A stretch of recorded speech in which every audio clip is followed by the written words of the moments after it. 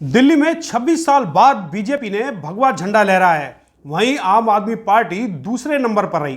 खास बात तो यह है कि राहुल व प्रियंका की मेहनत के बावजूद कांग्रेस अपना खाता तक नहीं खोल पाई।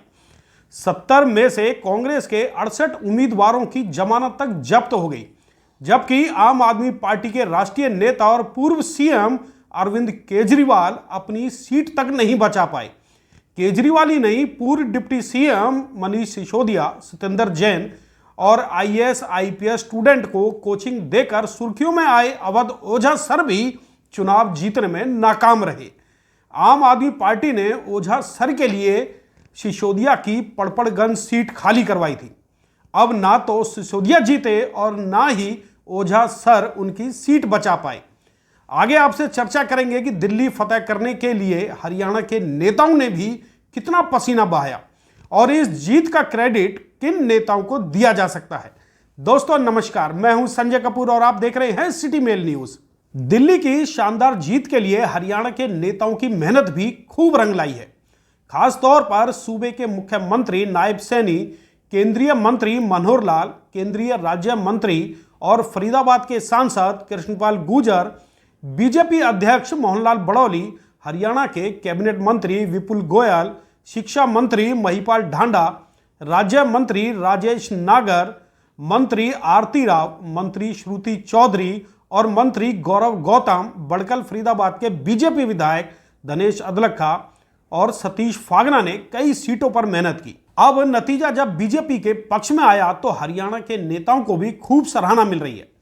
आपको याद होगा कि दिल्ली चुनाव को लेकर पूर्व सीएम अरविंद केजरीवाल और हरियाणा के मुख्यमंत्री नायब सैनी के बीच सीधी भिड़ंत भी देखने को मिली। केजरीवाल ने हरियाणा पर दिल्ली में जहरीला पानी भेजने का आरोप लगाया, तो नायब सैनी ने नहले पर दहला मारते हुए यमुना का पानी पीकर दिखाया। बाकायदा उन्होंने एक वीडियो जारी कर यमुना के अंदर जाकर पानी पिया और केजरीवाल को झूठा साबित कर दिखाया। सैनी के इस मास्टर स्ट्रोक से दिल्ली में आम आदमी पार्टी की जमकर किरकिरी भी हुई। सैनी के इस कदम का बीजेपी को दोहरा लाभ मिला। न केवल आप चुनाव हार गई, बल्कि जनता ने केजरीवाल को शिकस्त तक दे दी। ठीक इसी तरह से केंद्रीय मंत्री कृष्णपाल गुर्जर ने फरीदाबाद के साथ लगती 5 सीटों पर बीजेपी के लिए जमकर पसीना बहाया। वहीं कैबिनेट मंत्री विपुल गोयल की मेहनत में भी कोई कमी नहीं रही। आपको पता ही है कि दिल्ली के चारों ओर हरियाणा बसा हुआ है। गुरुग्राम, फरीदाबाद, सोनीपत जैसे बड़े शहर सीधे तौर पर दिल्ली से जुड़े हैं। दिल्ली में हरियाणा की रिश्तेदारी, बिजनेस, नौकरी और तमाम रिलेशन ऐसे हैं जिनका हर चुनाव में गहरा प्रभाव देखने को मिलता है। यही वजह रही कि बीजेपी हाईकमान ने हरियाणा के नेताओं को दिल्ली चुनाव में बड़ी जिम्मेदारी सौंपी। इसका सीधा लाभ बीजेपी को मिला। शनिवार को जब चुनाव नतीजे सामने आए तो जहां आपको बड़ा झटका लगा, वहीं बीजेपी ने 26 साल बाद बड़े बहुमत के साथ दिल्ली में वापसी की। इन चुनावों में एक बार फिर से कांग्रेस को जीरो पर सिमटने के लिए मजबूर हो जाना पड़ा।